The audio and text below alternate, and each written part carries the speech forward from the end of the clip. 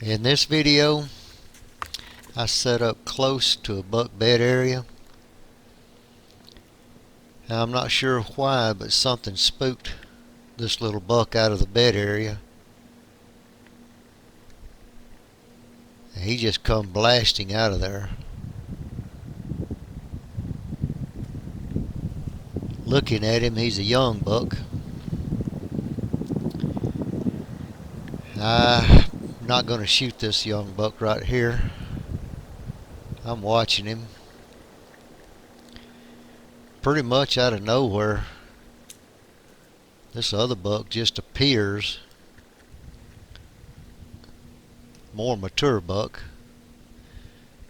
I'm looking at him really close because our standards in this club that I'm in at this particular time, this is a borderline buck for us. I am really studying him hard. And as a rule of thumb, if I have to think about it, then I'm not going to shoot. So I've decided, even though I really would like to shoot this buck, passing up a buck like this in Alabama with a bow and arrow, some people would say is borderline insanity. But we have a lot bigger bucks to shoot in this area, and I'm going to decide to pass this buck up. He gives me a really good broadside shot here in a little bit. Just nice to watch him anyway, to know that you got these kind of bucks growing on the property. You see the bigger buck's actually closer to me than the smaller buck. When he steps in that little opening to the right, I could have drawn back, stopped him right there in that spot, and gotten a good shot off. So there was my opportunity, and there it went. They're easing back into the bed area now. You can see the edge and just how thick it is over to my right where the deer came running from. You can get pretty close to these deer.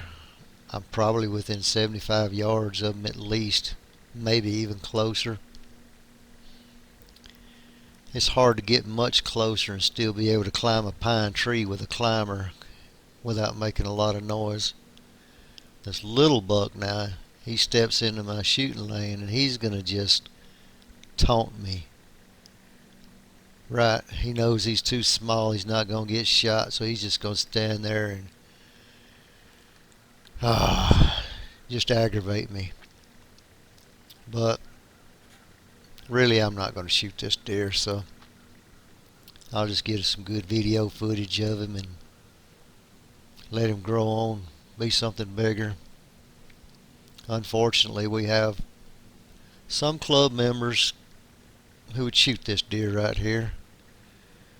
It's $100 fine for shooting a deer like this, and they carry a $100 bill in their wallet just for occasions such as this. They look at it and say, bam, oh well, he was too small, sorry, here's $100. It's tough to pass deer up like this, but if you want to have a big deer on your property, you're going to have to pass up smaller deer like this.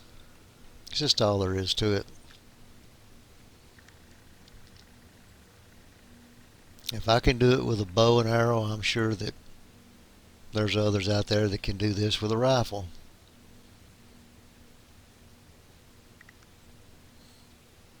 This older buck, he's knows something's over there, and whatever it is behind me. He's not looking at me. The wind's perfect for me. He doesn't know I'm in the world, but whatever spooked him, I guess, is circling around, or he's just really nervous still.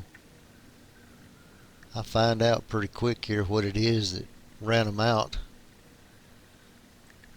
It wasn't about 20 minutes later, it's getting dark, and I'm assuming that big old hog right there is what got him up, got him moving. So,